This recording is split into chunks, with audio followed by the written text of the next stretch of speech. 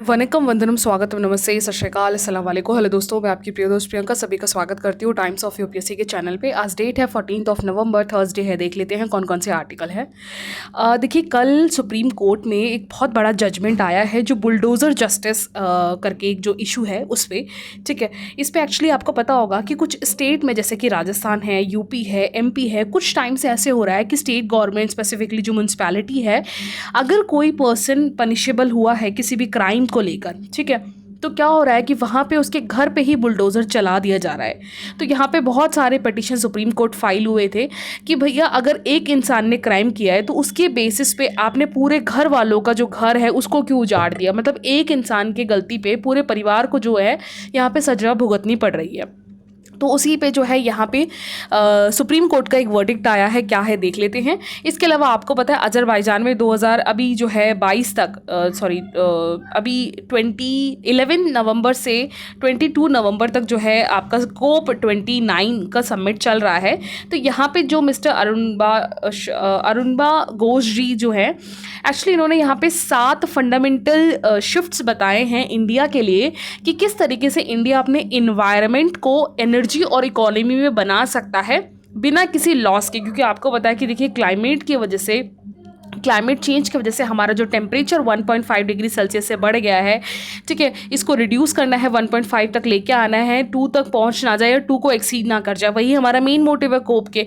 तो यहाँ पे 7 ट्रांजिशन सिस्टम बताए हैं, शिफ्ट बताए हैं, जिससे आप अपने एनर्जी को भी बचा सकते हो, इन्वायरमेंट को भी और अपनी इकोनॉमी को भी। ठीक है, तो ये आर्टिकल है, देख लेते हैं। और यहाँ पे देखिए ये चंद्रचूड़, आपको पता है हमारे जो CGI है, फॉर्मर CGI, वो रिटायर हो गए हैं अब। ठीक है, तो उसी पे एक आर्टिकल है, एग्जाम में तो सीधा सीधा नहीं आएगा लेकिन इस पर्सनालिटी को जानने के लिए आप ये पढ़ सकते हो।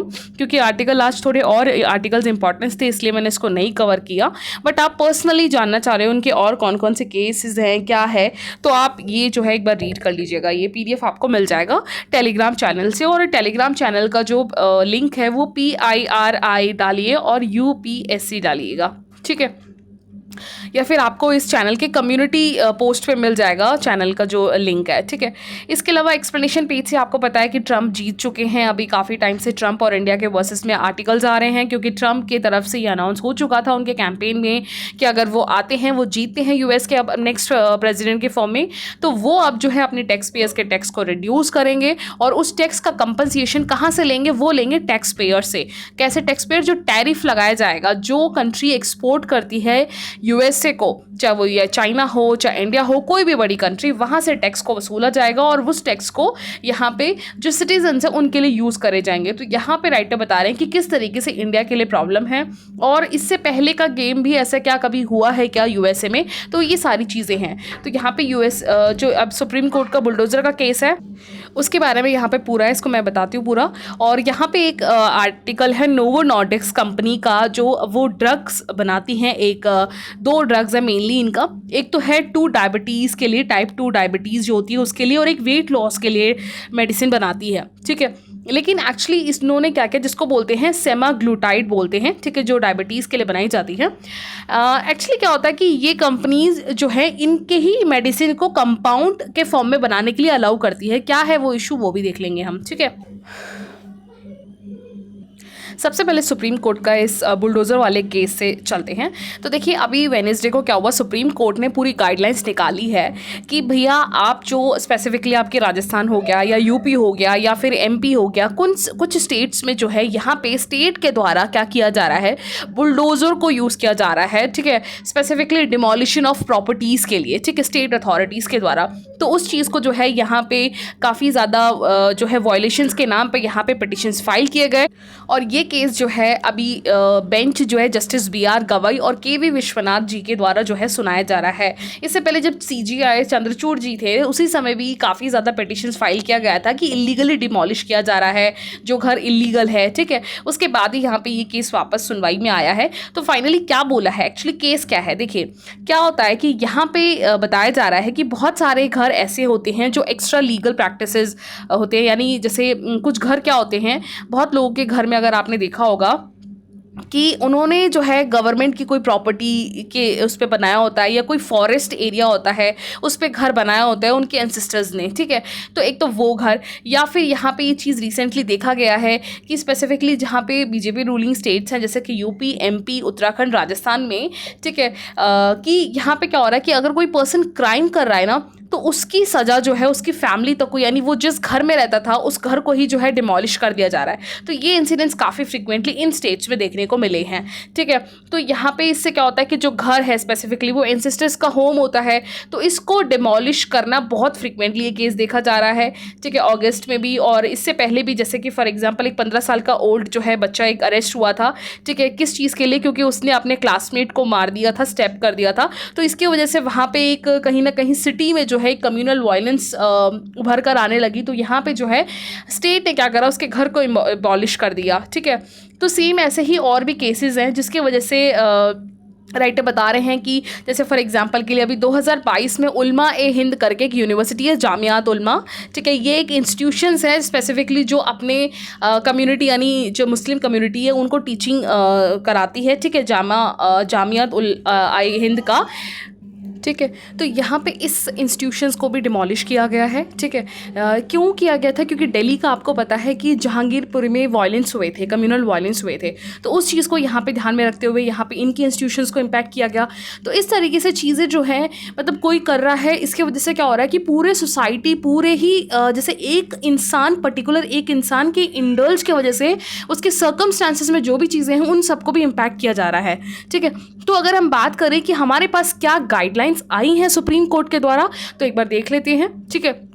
इससे पहले मैं एक चीज़ और, यहाँ पे आर्टिकल जो स्टार्टिंग में था, एक्चुअली तो सीधा गाइडलाइन आ जाएगा, यहाँ पे भी आर्टिकल में और भी चीज़ें बता रखी हैं, देखिए, हाँ, ठीक है। जब सुप्रीम कोर्ट ने इस चीज़ को सुना ना, तो सीधा सीधा ये बोला कि भैया देखिए ये इलीगल इंक्रोचमेंट है, ठीक है, ये प्यूनिटिव एक्शन हो गया। मतलब आप एक की वजह से आप पूरे सबको इस पर जो है आप कहीं ना कहीं बाकी लोगों के ड्यू प्रोसेस वायलेट कर रहे हो, फंडामेंटल राइट्स को। और ये किससे सुनवाई करी? के.वी. विश्वनाथ और बी.आर. गवाई के द्वारा, ठीक है। और ये सीधा सीधा हमारे जो इंडियन कॉन्स्टिट्यूशन के जो कोर बेसिक प्रिंसिपल्स है उसका कहीं ना कहीं ये वायलेशन करता है, क्योंकि आपने जो है इन सारे इंसिडेंट से रूल ऑफ लॉ हो गया, या सेपरेशन ऑफ पावर हो गया, या प्री अजम्पशन ऑफ इनोसेंट और इलीगैलिटी ऑफ कलेक्टिव पनिशमेंट जैसी चीज़ों को जो है यूज़ किया है। तो अब सुप्रीम कोर्ट ने क्या किया है, उसके पास, सुप्रीम कोर्ट के पास 142 के तहत, ठीक है, सुप्रीम कोर्ट के पास आर्टिकल 142 के तहत पावर्स हैं, और उन्होंने इस चीज़ पे गाइडलाइंस दी है। ये जो बुलडोज़र वाला केस जो आया है, इसमें इन्होंने बोला है द डिमोलिशन ऑफ जो प्रॉपर्टी है, ठीक है, ये कहीं ना कहीं सीधा सीधा जो है वॉयलेट करती है लोगों की डिग्निटी को। आप इस तरीके से जो है पर्सनली किसी पर्टिकुलर एक पर्सन की वजह से पूरे को डिमोलिश नहीं कर सकते हो, ठीक है। और इस चीज़ पे जो है अपेक्स कोर्ट ने भी रिट्रीट किया था, और यहाँ पे इन्होंने बोला है, सुप्रीम कोर्ट ने एक चीज़ ये भी क्लियर कर दी है, लेकिन ये जो गाइडलाइन सुप्रीम कोर्ट ने आर्टिकल 142 के पावर के बेसिस पे बताया है ना, उन्होंने बोला है कि ये चीज़ें उन चीज़ों पे अलाउ नहीं होगी जो गवर्नमेंट प्रॉपर्टी है या फिर पब्लिक अथॉरिटीज़ के है, जैसे फॉर एग्जांपल रोड है, स्ट्रीट है, फुटपाथ है, रेलवे स्टेशन की लाइन हो गई। अगर यहाँ पे अगर आपने कोई घर, आपने कोई शॉप बना रखी है और उसका डिमोलिशन होता है, तो उसमें आप कुछ नहीं कर सकते हो, ना कोर्ट कुछ कहेगी, ना आप इसमें पटिशन फाइल कर सकते हो, ठीक है। तो यहाँ पे एक तो ये चीज़ हो गई, और ये भी चीज़ बताई गई है कि कुछ स्टेट्स में ही ये जो फिनोमिना है जस्टिस के नाम पे स्टेट गवर्नमेंट के द्वारा as a symbol of summary जो है ये चीज़ ऑफनली देखने को मिल रहा है, ठीक है। कोर्ट ने इस चीज़ को हाईलाइट किया, और ये भी बताया कि कोर्ट ने कुछ साल पहले, अभी कुछ टाइम पहले ही जो है काफ़ी सारे केसेस हेट स्पीच को लेकर, या फिर जैसे कि अगर कोई पर्टिकुलर ग्रुप है जो काऊ के प्रोटेक्शंस के वजह से लोगों को मार रहे हैं क्योंकि वो काऊ की स्लॉटरिंग करते हैं, ऑन द बेसिस ऑफ इन दो इश्यूज़ की वजह से क्या होता है कि काफ़ी ज़्यादा जो है वायलेशंस देखने को मिल रहे हैं पर्टिकुलर कुछ स्टेट्स में, ठीक है। Kind of A communal violence जो है वो दिख रहा है, ठीक है। इस चीज़ को भी एड्रेस किया कोर्ट के द्वारा, और कोर्ट ने ये भी बोला कि अभी 2023 में ही जो है यहाँ पे स्टेट्स और यूटीज़ को यहाँ पे सुओ मोटो का जो है एक पावर दिया गया, गाइडलाइंस दी गई कि ऐसे केसेस में जो है आप सीधा डायरेक्टली जो है सुओ मोटो लेकर, सुओ मोटो से क्या होता है कि मान लीजिए कि कोई स्टेट है, ठीक है, स्टेट के अंदर में कोई कम्युनल वायलेंस हो रहा है between the two different religion, two different communities, ठीक है। तो वहाँ पे जो है आपके स्टेट गवर्नमेंट और यूटी खुद से सुओ मोटो ले सकती है। इस चीज़ की गाइडलाइन सुप्रीम कोर्ट ने भी निकाली है, लेकिन यहाँ पे राइटर बता रहे हैं कि ऐसा इसका यूज़ करते हुए जो है नहीं दिख रहा है, क्योंकि ये निकालने के बावजूद ही जो है ये काऊ का जो विजिलाइटेज हुआ है, यानी काऊ के प्रोटेक्शन की वजह से जो काऊ का स्लॉटरिंग करते हैं उन लोगों को मारा गया है, ठीक है। तो इस चीज़ पे बोला गया है। देखिए दूसरी चीज़ एक और ये है कि यहाँ पे राइटर जो बताना चाह रहे हैं कि एक्चुअली क्या है, जो लोकल अगर लोगों में देखोगे ना, तो लोगों के पास तो सुप्रीम कोर्ट पे जाने का कोई आइडिया नहीं दिख रहा इन जैसे इश्यूज़ पे। क्या होता है कि यहाँ पे लोग मेनली जो है या तो जो डिस्ट्रिक्ट कोर्ट्स होते हैं या जो एपेक्स कोर्ट होते हैं उन्हीं का जो है वहाँ पे, या फिर आपके जो लोकल म्यूनसिपैलिटी होती हैं उन्हीं पे जाने का जो है मेनली प्रेफरेंस दिखता है, ठीक है, या फिर जो लोकल थाना होता है, और उनके द्वारा इस तरीके से आइडियोलॉजी को जो है बढ़ावा दिया जाता है, ठीक है। जो चीज़ सुप्रीम कोर्ट ने सीधा सीधा बोला है, ये जुडिशरी का बिल्कुल ही मिसयूज़ करने वाला है, क्योंकि यहाँ पे एग्जीक्यूटिव किस तरीके से इस तरीके से पावर को अपने हाथ में ले सकती है, ठीक है। तो ये है। और अब देखते हैं कि सुप्रीम कोर्ट ने क्या क्या गाइडलाइंस दी। तो ये तो रही उन सुप्रीम कोर्ट ने क्या फटकार लगाई। अब गाइडलाइंस क्या दी है वो पूरा ये रहा, ठीक है, वन बाय वन देखते हैं हम। तो देखिए यहाँ पे तो सबसे पहले यहाँ पे इन्होंने बोला कि the guidelines laid down by the supreme court की, इन्होंने मेनली एम्फसाइज़ किया कि कहीं ना कहीं यहाँ पे जो फैमिली की ट्रांसपेरेंसी है, उनका जो सफिशिएंट जो टाइम है उस चीज़ को कहीं ना कहीं ठेस पहुँचाया गया है, ठीक है। इस चीज़ को ध्यान देना होगा। और यहाँ पे इन्होंने एक चीज़ और बोली, ये चीज़ जो गाइडलाइंस सुप्रीम कोर्ट के द्वारा दी जा रही है ना, वो आपके रोड, स्ट्रीट, फुटपाथ, अब्यूटिंग जो रेलवे लाइन है, रिवर बॉडी, वाटर बॉडीज़, इन पे अप्लीकेबल नहीं होगा, ठीक है। क्योंकि ये जो है मेनली ये सारे जो प्रॉपर्टीज़ होते हैं ये गवर्नमेंट के पास ही, गवर्नमेंट का होता है, ये पब्लिक प्रॉपर्टीज़ होती है, दैट मीन्स, ठीक है, जो टैक्स पेयर्स के द्वारा बनाया हुआ होता है, ठीक है। इसके अलावा इन्होंने बोला कि आपको जो है, अगर आपको ऐसे किसी तरीके से डिमोलिश करना है, किसी की इलीगल प्रॉपर्टी है या फॉरेस्ट पे बनाया हुआ है ना, तो आपको पहले जो है प्रोवाइडिंग नोटिस देनी होगी। दैट मीन्स आपको कम से कम नियरली 15 दिन पहले जो है नोटिस देना होगा जिसका भी डिमोलिश होने वाला है, ठीक है, और ताकि वो पर्सन अपनी तरफ से भी जो है सुनवाई कर सके। क्योंकि देखिए क्या होता है कि ऐसी सिचुएशंस में क्या होता है, नेचुरल जस्टिस जो है उसका कहीं ना कहीं मिसयूज़ हुआ है। और नेचुरल जस्टिस का जो कॉन्सेप्ट है ना, वो क्या कहता है, नेचुरल जस्टिस का दो फिनोमिना है कि भैया दो प्रिंसिपल्स पे बेस्ड है। पहली बात तो आपको फेयर एंड फ्री जो है यहाँ पे जस्टिस होना चाहिए। तो सबसे पहला तो ये है कि यहाँ पे जो नेचुरल जस्टिस जब होता है, डिसीजन दी जाती है, तो उसमें अपने ही केस पे कोई पर्सन जो है केस का जज नहीं हो सकता। दूसरी बात जो है, जब आप नेचुरल जस्टिस दे रहे हो, नेचुरल जस्टिस के बेसिस पे किसी भी केस की जब सुनवाई करते हो, तो उसमें दूसरे पक्ष की भी सुनवाई होनी चाहिए, ठीक है। तो अगर आप यहाँ पे जो स्टेट है, यहाँ पे सुप्रीम कोर्ट के द्वारा बोला गया है कि अगर आपको लग रहा है कि वो बिल्डिंग या वो जो घर है या फिर उस पर्सन ने क्राइम किया है और उसका घर आपको डिमोलिश करना है, तो उससे पहले आपको बताना होगा वहाँ पे, ठीक है। उसके सामने वाले की भी तो खुद के राइट्स है ना, वो भी तो इस पे या तो स्टे लगवा सकता है या फिर जो है अपनी तरफ से भी वो जो है आगे बात को जो भी जैसे भी करना हो, चाहे कोर्ट के पास जाना हो या फिर उसे इन्फॉर्म होना चाहिए, ठीक है। और इस चीज़ के लिए यहाँ पे सीधा सीधा लोकल कलेक्टर, डिस्ट्रिक्ट मजिस्ट्रेट को भी बोला गया कि या तो आप इन्फॉर्म करो या फिर मेल के थ्रू जो है उन्हें पता होना चाहिए कि इस तरीके से नोटिस मिला है, ठीक है। इसके अलावा इन्होंने बोला कि यहाँ पे जो फिर इसके बाद हियरिंग जो होगी, ठीक है, सुप्रीम कोर्ट ने फाइनल में बोला कि मैंडेटरी है कि यहाँ पे जो ओनर है, ठीक है, मान लीजिए कि यहाँ पे जो ओनर होगा जिसका भी आप डिमोलिश करने जा रहे हो बिल्डिंग, तो यहाँ पे पहली बात तो आपके पास डिमोलिश के अलावा भी कोई ऑप्शन हो सकता है, ठीक है, क्योंकि डिमोलिश तो एक एक्सट्रीम कंडीशन हो गई ना। आप किसी की बनाए हुए आपके उनके जो एंसेस्टर्स का घर हो सकता है या कुछ भी प्रॉपर्टी हो सकती हो, आपको एकदम से तोड़ना कोई सोल्यूशन थोड़ी है, एक्सट्रीम स्टेटमेंट हो गया, एक्सट्रीम सोल्यूशन हो गया। तो यहाँ पे ये बोला गया है कोर्ट के द्वारा कि यहाँ पे आपको रीज़न बताना होगा कि आपने डिमोलिश क्यों करना चाहा है ना, क्या आपके पास कोई और सोल्यूशन नहीं है, तो इसको बाकायदा आपको बताना होगा जो ओनर होगा, ताकि इस चीज़ का सेटलमेंट किसी और तरीके से भी किया जा सके, ठीक है। इसके अलावा आफ्टरमैथ में ये बताया गया है कि जब 15 दिन का जो उसको इन्फॉर्मेशन नोटिस का डे मिला है ना, उस बीच ओनर जो है अपनी तरफ से या तो उसमें जो है उसका उस चीज़ को या तो वो खुद खाली कर दे, कि अगर उसे पता है कि मान लीजिए कि कोई फॉरेस्ट एरिया है ना, वो स्केड्यूल एरिया है या स्केड्यूल ट्राइबल का एरिया है और उसने अपना ऑक्यूपाई कर रखा है बिल्डिंग का कुछ भी, या तो वो खुद ही खाली कर दे, या फिर उसे लग रहा है कि नहीं हम सही हैं, हमारा लॉ एंड ऑर्डर सही है, तो वो उस पर स्टे भी लगवा सकता है अपने केस पे, ठीक है, ताकि उन दिनों में जो है वो उस चीज़ का सॉर्ट किया जाए कि फाइनल डिसीजन की क्या डिमोलिश होना चाहिए या नहीं होना चाहिए। एक्चुअल में यहाँ स्टेट गवर्नमेंट कर क्या रही है, बिना कुछ बताए, बिना कुछ नोटिस दिए हुए सीधा जाके घर में बुलडोजर चला दे रही है। तो ये तो बेसिक आपका जो इंसान का जो ह्यूमन राइट्स है वो भी वायलेट हो रहा है यहाँ पे, है ना। और फंडामेंटल भी आर्टिकल जो है 21 और 14 जो एक डिग्निटी है वो चीज़ कहीं ना कहीं आप हार्म कर रहे हो, ठीक है। इसके अलावा यहाँ पे ये भी बोला गया है कि और वो जो 15 दिन का पीरियड है ना, अगर मान लीजिए उस 15 दिन के अंदर में उस पर्सन के केस को स्टे नहीं मिला है और लगा है कि वो जो है इलीगल है, उसके अलावा फिर जो अथॉरिटी है जब वो डिमोलिश करेगी तो आपको उसको बाकायदा वीडियो बनाना पड़ेगा, रिकॉर्ड करना होगा कि आपने जो है यहाँ पे डिमोलिशन का क्या क्या जो प्रोसेस है उसको फॉलो किया है।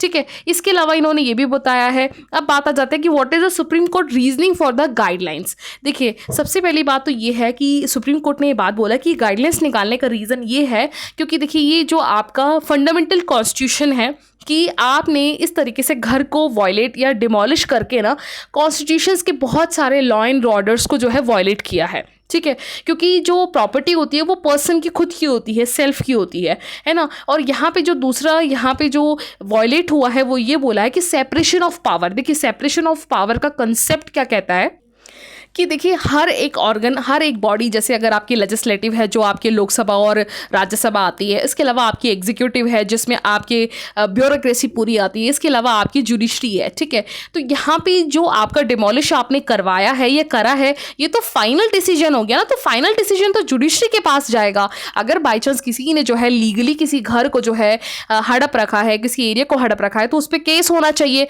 पूरा प्रोसीजर होना चाहिए और वो जुडिशरी के पास जाएगा, चाहे वो अपेक्स कोर्ट के पास जाए, हाई कोर्ट के पास जाए, चाहे सुप्रीम कोर्ट के पास जाए, फिर वो फाइनल वर्डिक्ट देंगे। यहाँ पे फाइनल डिसीजन देना तो सुप्रीम कोर्ट के पास है। तो यहाँ पे कहीं ना कहीं जो है सेपरेशन ऑफ पावर का मिसयूज़ किया है स्टेट गवर्नमेंट के द्वारा।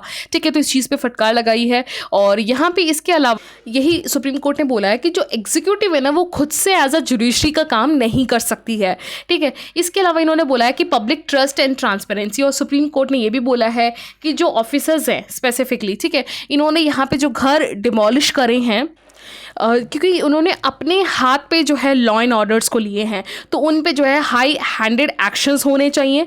ठीक है, और ये जो है मेनली ट्रांसपेरेंसी को मेंटेन बनाने रखने के लिए गवर्नमेंट के बीच में और गवर्नमेंट और जनता के बीच में जो है मेंटेन बना रहे ट्रांसपेरेंसी, इस चीज़ के लिए बताया गया है। इसके अलावा राइट टू शेल्टर, देखिए राइट टू शेल्टर आपको पता होगा इट्स अ फंडामेंटल राइट। ठीक है, राइट टू शेल्टर, और ये आर्टिकल 21 का वायलेशन अगर कोई भी करता है, अगर आपके घर को कोई उजाड़ेगा तो आप सीधा सीधा सुप्रीम कोर्ट जा सकते हो फंडामेंटल राइट्स के वॉयलेशन के बेसिस पे। क्योंकि अगर किसी एक पर्सन ने कोई क्राइम किया है या पर्सन कोई भी घर है उसको डिमोलिश आप इतने इजीली नहीं कर सकते हो। ठीक है, सीधा सीधा ये आपके आर्टिकल 21 का वॉयलेशन है। तो इस चीज़ के लिए यहाँ पे सुप्रीम कोर्ट ने इसे अनकॉन्स्टिट्यूशनल बताया है।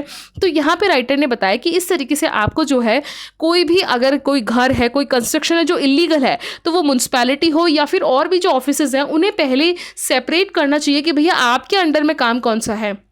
सुप्रीम कोर्ट का काम है जुडिशरी से डिसीजंस फाइनल मेकिंग करना, उसके बाद जो है यहाँ पे पूरा होना चाहिए प्रोसेस। ठीक है, लेकिन उससे पहले ही एग्जीक्यूटिव के द्वारा लिया जाना कहीं ना कहीं स्ट्रक्चर्स को जो है हिला रहा है। ये जो हमारा जो सिस्टम है, ठीक है, उसे कहीं ना कहीं ठेस पहुँचाई है। ठीक है, तो इस तरीके से यहाँ पे जो रियल मोटिव है, यहाँ पे पीनलाइज करना नहीं दिख रहा है। कहीं ना कहीं इलीगल कंस्ट्रक्शंस पे अगर आप जैसे, क्योंकि देखिए यहाँ पे सुप्रीम कोर्ट ने ये भी बात बोली है कि अगर ऐसा नहीं लग रहा, जैसे यहाँ पे स्टेट गवर्नमेंट से जब पूछा गया कि भैया आप इस तरीके से ये जो बुलडोजर चला रहे हो उसका मेन मोटिव क्या है, तो उन्होंने कहा कि अगर कोई क्राइम करता है कोई पर्सन, तो उससे हम पूरे सोसाइटी को ये चेतावनी देना चाह रहे हैं कि आपकी वजह से पूरी सोसाइटी डिस्टर्ब होगी, तो आप इस चीज़ का डर बनाए रखें।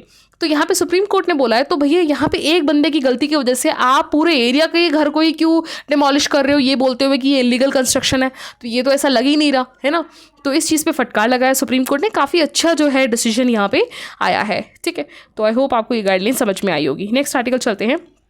देखिए यहाँ पे ये आर्टिकल है सेमाग्लूटाइड के बारे में। एक्चुअली देखिए ये है ना नोवो नॉर्डिक्स करके एक डैनिश फार्मास्यूटिकल कंपनी है। ठीक है, ये दो तरह के ड्रग्स बनाती है, एक होता है जेनेरिक और एक होता है कंपाउंड। ठीक है, जेनेरिक में क्या होता है कि जैसे कोई भी ड्रग फार्मास्यूटिकल कंपनी है उसका वो पेटेंट निकालती है ना। पेटेंट यानी उस जैसे मान लीजिए कोई फीवर की टैबलेट है, ठीक है, और उसमें क्या क्या जो केमिकल कंपाउंड वो यूज़ करेगी, क्या कितना मेडिसिन है, कितना डोज है, कितना पीएच लेवल होगा, एसिड होगा, क्या होगा, ये सारे कंपोनेंट बना के कंपनी जब बनाती है, अपने से बनाती है न्यू रिसर्च करके उसमें, तो उस पर वो पेटेंट लगा लेती है ताकि उसको कोई और कॉपी ना कर सके।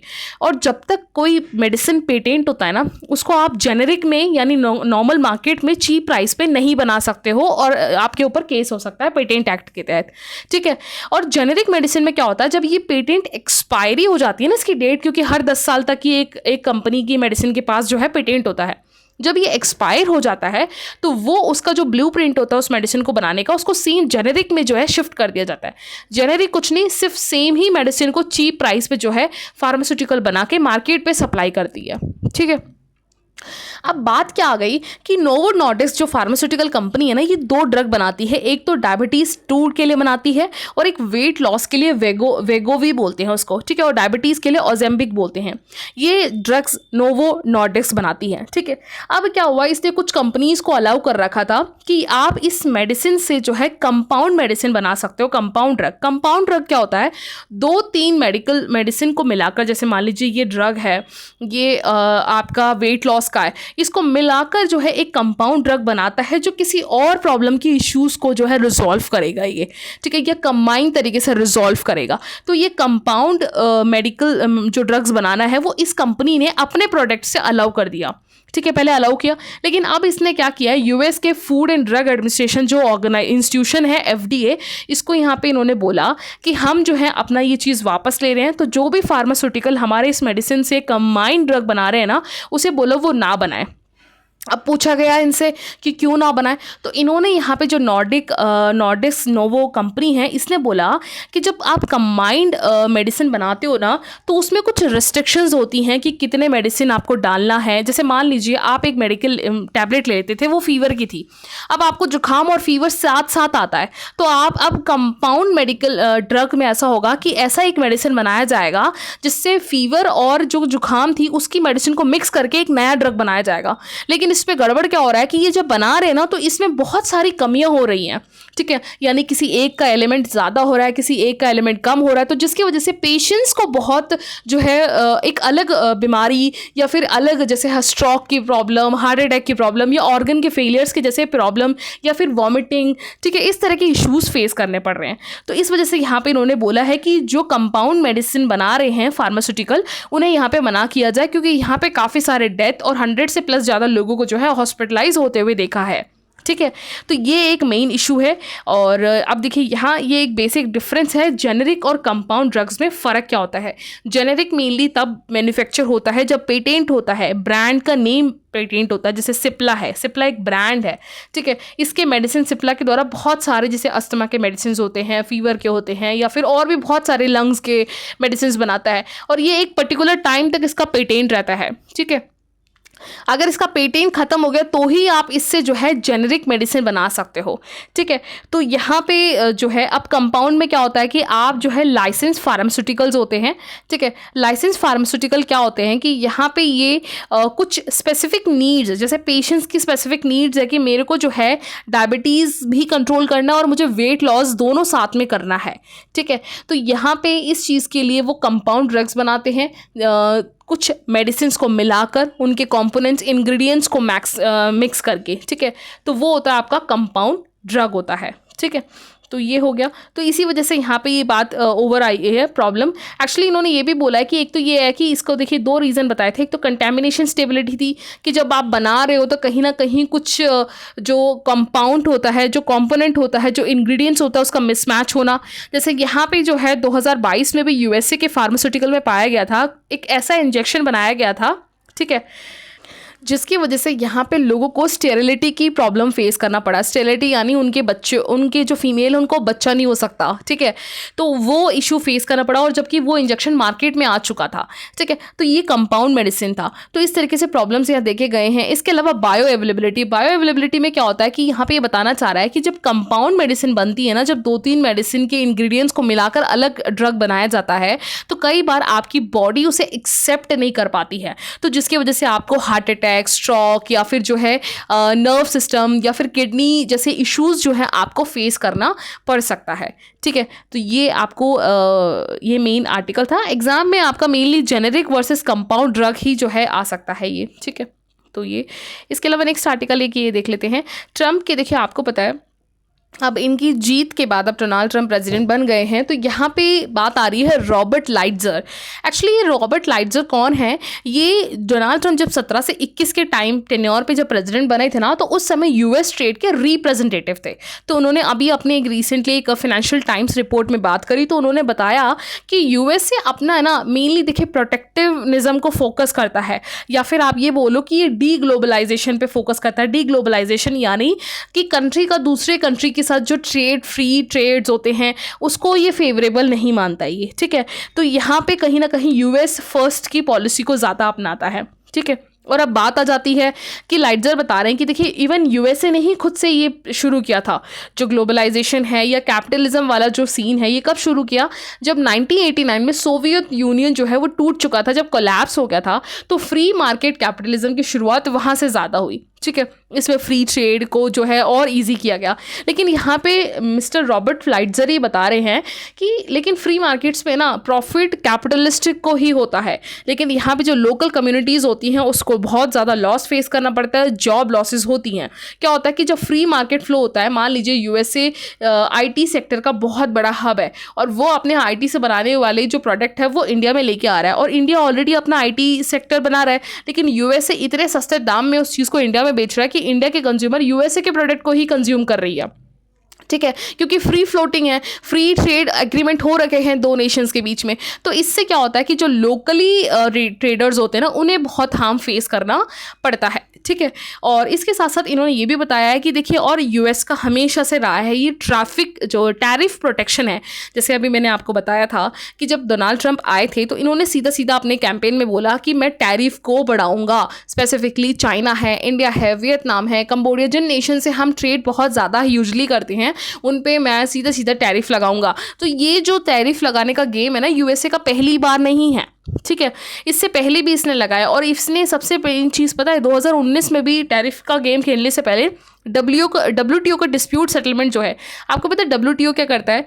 जब इस तरीके से नेशन किसी दूसरे नेशंस पे फ्री ट्रेड के एग्रीमेंट के बाद भी टैरिफ लगा देती है ना, तो आप केस कर सकते हो WTO पे, ठीक है। लेकिन अमेरिका ने इस WTO को ही बिल्कुल एक पैरालाइज कर दिया। यहाँ पे जो इसकी जुडिशरी सिस्टम जो अपॉइंट होती है, जो भी डिसीजन मेकिंग बॉडी है, उसमें फंडिंग ना करना, क्योंकि यूएसए एक बहुत बड़ा डेवलप्ड नेशन है, उसकी बहुत बड़े ह्यूज अमाउंट में जो है फंडिंग WTO में जाती है, ठीक है। तो इस चीज़ को ही जो है यहाँ पे यूएसए ने रोक के अपने आप को और जो है पावरफुल बनाने की कोशिश करी है। और राइटर यहाँ पे लाइटजर भी कह रहे हैं, इवन यहाँ पे जो है ये भी बताया गया लाइटजर के द्वारा ही कि नो ट्रेड इज़ फ्री, कोई भी ट्रेड फ्री नहीं होता। यूएसए ने ना सेम ऐसा ही जो है प्लाजा अकॉर्ड में भी किया था 1985 में, जब जापान बहुत बड़ा एक इन्फ्लुएंसिंग नेशन बन रहा था पूरे ग्लोब में। आज जो चाइना का गेम है ना, जैसे अगर आप देख रहे होगे कि चाइना हर जगह आपके इलेक्ट्रॉनिक गुड्स में भी, मैन्युफैक्चरिंग गुड्स में भी, चिप मैन्युफैक्चरिंग में, इलेक्ट्रिक व्हीकल्स में, सोलर पैनल में, ठीक है, हर चीज़ में चाइना ही आपको दिखेगा। सेम वैसा ही 90s 85s में ना जापान की इकोनॉमी थी। स्पेसिफिकली जापान के अगर आप देखोगे तो जो सोनी के प्रोडक्ट्स हैं, ठीक है, सोनी का जो कैमरा है, सोनी के जो भी और प्रोडक्ट्स हैं, जो जापान के और भी प्रोडक्ट्स हैं, वो बहुत ही हाइक ले रहे थे, ठीक है। तो यहाँ पे उस समय जो यूएसए है, ठीक है, यूएसए को एक इन्फीरियरिटी कॉम्प्लेक्स थी कि कहीं जापान का जो मार्केट है वो पूरे ग्लोबल को हड़प ना ले और यूएसए का मार्केट फेलियर ना हो जाए, ठीक है। 1970s की बात है। तो उसने उस समय क्या किया, यहाँ पे जापान के साथ ट्रेड वॉर स्टार्ट कर दिया। तो यूएसए में जब जापान जाके अपने प्रोडक्ट को एक्सपोर्ट करता था तो वहाँ पे उसके ऊपर ह्यूज मार्केट में टैरिफ लगा दिए जाते थे, ताकि जापान के जो प्रोडक्ट हैं वो बहुत कॉस्टली बिके मार्केट में यूएसए के, ताकि लोग यूएसए में जापान के प्रोडक्ट्स को ना लेते हुए यूएसए के प्रोडक्ट को ले, ठीक है। तो ये गेम यहाँ पे लाइटजर के द्वारा ही बताया जा रहा है कि ये अगेंस्ट पॉलिसी जो है, ठीक है, टैरिफ वाली जो पॉलिसी है, यूएसए की पहली बात नहीं है, ये पहले कर चुका है। लेकिन आज सेम ये गेम चाइना के साथ खेलने की कोशिश कर रहा है। लेकिन चाइना जापान नहीं है, चाइना बहुत अलग है। चाइना का जो ट्रेड है साल में 1 ट्रिलियन क्रॉस करने वाला इसका टर्नओवर, अभी रिसेंटली 2023 में 380 बिलियन है ये, ठीक है। देखिए जापान के साथ एक बहुत बड़ी प्रॉब्लम ये थी ना, जापान सिक्योरिटी के लिए, सिक्योरिटी आर्म्स के लिए, सिक्योरिटी जेट्स के लिए, प्राइवेट जेट्स के लिए ये यूएसए पे डिपेंड था। लेकिन चाइना ऐसा नहीं है, चाइना के पास खुद के आर्म्स है, खुद के सिक्योरिटीज़ हैं, ठीक है। तो चाइना के साथ यूएसए का टकराना कम नहीं है, बहुत बड़ी चीज़ है।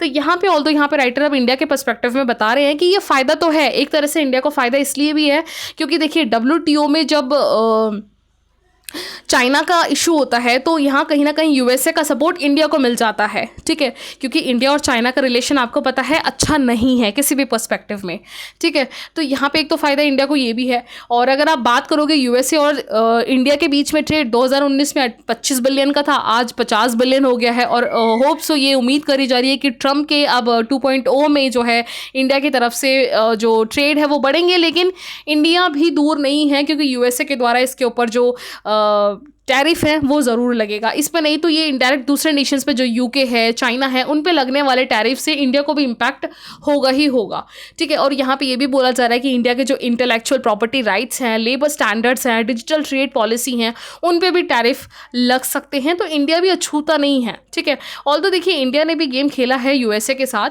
कि अभी कुछ टाइम पहले जब ट्रम्प का टेन्योर था ना 2018-19 में, उन्होंने यूएसए ने क्या कर दिया, यूएसए इंडिया से स्टील और एल्यूमिनियम बहुत इंपोर्ट करता है, बहुत पे, ठीक है। तो इसलिए ट्रम्प ने क्या किया, इन्होंने टैरिफ लगा दिया।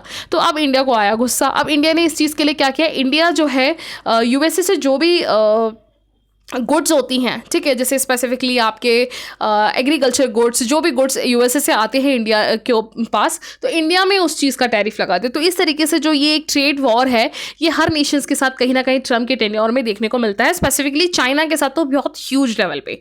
तो यहाँ पे अब ये ट्रम्प ने सीधा सीधा बोला है, प्रीवियस टर्म में भी China, Mexico, Canada, Europe in पे टारगेट किया था, तो इंडिया भी इस बार कोई बच नहीं सकता है ना। ये इनके यूएस के ट्रेड चीफ जो लाइटजर हैं उन्होंने खुद बोला है इस चीज़ को। और 2019 में इंडिया ने इसी बेसिस पे जो है यूएसए के द्वारा जो जीएसपी का स्टेटस दिया जाता है, जनरलाइज सिस्टम प्रेफरेंस, है ना, वो भी खोया था यूएसए से, क्योंकि उससे कहीं ना कहीं बहुत प्रॉफिट मिलता है, फ्री ट्रेड करने का मौका मिलता है यूएसए को, लेकिन वो दिया पुअर कंट्री को दिया जाता है। लेकिन ट्रम्प ने कहा कि इंडिया गरीब नहीं है भाई, ठीक है। तो जिसकी वजह से इंडिया को 5.7 बिलियन का लॉस भी झेलना पड़ा।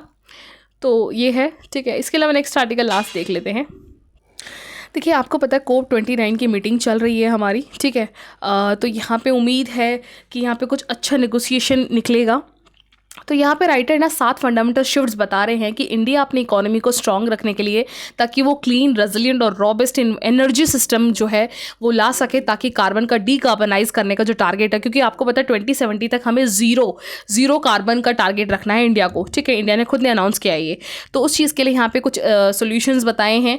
और आपको पता है कि इंडिया का जो पावर डिमांड है वो धीरे धीरे पीक पे बढ़ रही है। माना जा रहा है कि 2031-32 तक 370 गीगावाट की जो है डिमांड रीच करेगी। तो इस चीज़ के लिए हमारे पास एक फ्लुएंट इन्वेस्टमेंट, एक स्ट्रक्चर, एक बिल्ड होना बहुत ज़्यादा ज़रूरी है, ठीक है। तो यहाँ पे सबसे पहला शिफ्ट इन्होंने बताया है कि हमें डिसेंट्रलाइज करना होगा एनर्जी सिस्टम को, यानी बाइफरकेट करना होगा। ऐसा ना हो कि आप सिर्फ कोल बेस्ड एनर्जी पे डिपेंड हो या फिर सोलर बेस्ड पे डिपेंड हो, आपको अलग अलग सिस्टम में इन्वेस्ट करना होगा, ठीक है। जैसे कि अगर आप सोलर रूफटॉप की बात करोगे तो अभी नियरली 10 मिलियन हाउस होल्ड्स पे जो है सोलर रूफटॉप का यूज़ किया जा रहा है। प्लान है इस पर और इसको बढ़ाने का, और यहाँ पे 30 गीगावाट क्लीन एनर्जी जो है यहाँ पे प्रोड्यूस हो रही है।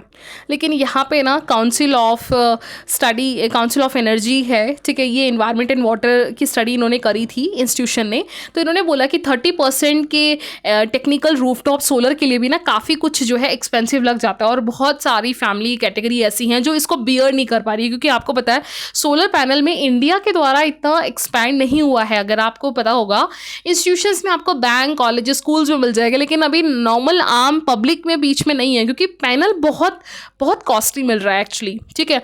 तो ये चीज़ है। दूसरी चीज़ जो इन्होंने बताया है शिफ्ट होने का, हमें जो मेन फोकस कर रहा है वो ये है कि हमें कैपिटल एक्सपेंडिचर से लेकर हमें ऑपरेशनल एक्सपेंडिचर की तरफ शिफ्ट होना होगा, ठीक है। जैसे मान लीजिए अगर आप कि यहाँ पे जैसे ऐसा नहीं है कि जैसे मान लीजिए अगर आपको सोलर पैनल लगाना है तो इसका मतलब ऐसा नहीं है कि हर एक पर्सन, हर एक फैमिली को सोलर पैनल लेने की ज़रूरत है। यहाँ पे कम्युनिटी के द्वारा भी बनाया जाता है। जैसे फॉर एग्जाम्पल यहाँ पे मान लीजिए पंचायत है, यहाँ इस पंचायत के अंदर मान लीजिए 100 घर है, तो पंचायत अब इस चीज़ का जो है इंस्टीट्यूशन यहाँ जिम्मेदार ले सकता है।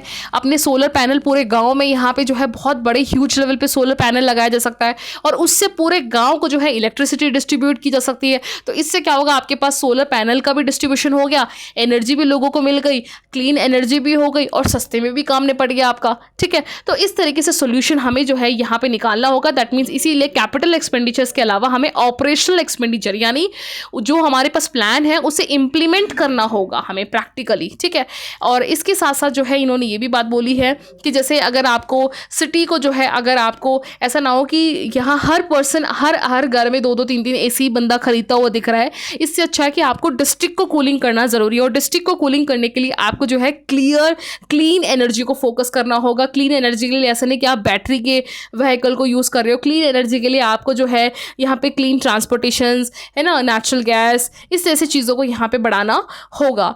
सेम तीसरा शिफ्ट जो इन्होंने बोला है कि वो ये है कि हमें शॉर्ट टर्म फाइनेंशियल रिस्क जो है लेने की ज़रूरत है, स्पेसिफिकली क्लाइमेट रेजिलिएंट को ध्यान में रखते हुए, क्योंकि हमें इस बात से शॉक नहीं होना क्योंकि 1.4 डिग्री ऑलरेडी बढ़ चुका है हमारा क्लाइमेट का। और CEW स्टडी ने ये भी बोला है कि 80% अभी भी जो हमारे इंडियंस हैं वो क्लाइमेट से वल्नरेबल है, यानी आने वाले 10 से 15 साल में अगर क्लाइमेट से अगर सिटियाँ डूबने लग गई तो 80% लोगों को यहाँ इम्पैक्ट होगा इंडिया के अंडर में। ठीक है, तो यहाँ पे बड़े लेवल पे हमें इन्वेस्टमेंट करने की ज़रूरत है, यहाँ पे बड़े लेवल का रिस्क लेने की ज़रूरत है। मैक्रो इकोनॉमिक कॉन्सिक्वेंसेस स्पेसिफिकली जो क्लाइमेट है उसको देखना होगा, हमें हार्ड इंफ्रास्ट्रक्चर में इन्वेस्ट करना है।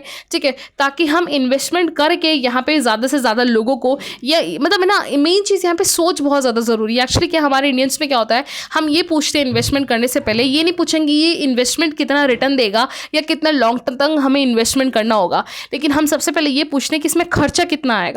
तो एक माइंडसेट जो है वो चेंज करने की यहाँ पे बात करी गई है। इसके अलावा फोर्थ पॉइंट यहाँ इन्होंने बोला है कि जो इंडस्ट्री पॉलिसीज़ है, जो थिंकिंग है, उसे चेंज करना होगा। हमें जो है सप्लाई चेन्स को बढ़ाने की यहाँ पे ज़रूरत है। अब जैसे आपको पता है कि US और यूरोपियन नेशंस आजकल क्या कर रहे हैं, प्रोटेक्शन सस्टेनेबिलिटी को बढ़ावा दे रहे हैं। दैट मीन्स आपको भैया सीधी बात है, अगर USA में अगर आप ट्रेड कर रहे हो तो आपके ऊपर टैरिफ लगाया जाएगा, क्योंकि हमें अपने जो प्रोड्यूसर हैं उन्हें सेव करना है। अब इंडिया ऐसा नहीं कर सकता। ठीक है, इंडिया ऐसा नहीं कर सकता। इसी का सोल्यूशन PLI निकाला है, प्रोडक्ट लिंक्ड इंसेंटिव्स निकाला है, कि वो बाहर से इन्वेस्टर्स को बुला रहा है कि भाई आप आओ, आप इंडिया में प्रोड्यूस करो, लेकिन हम आपको सब्सिडी भी देंगे अगर आप इंडिया में आके प्रोड्यूस करते हो, लेकिन यहाँ पे हमारे जो लोग हैं उन्हें आप रोजगार भी दो।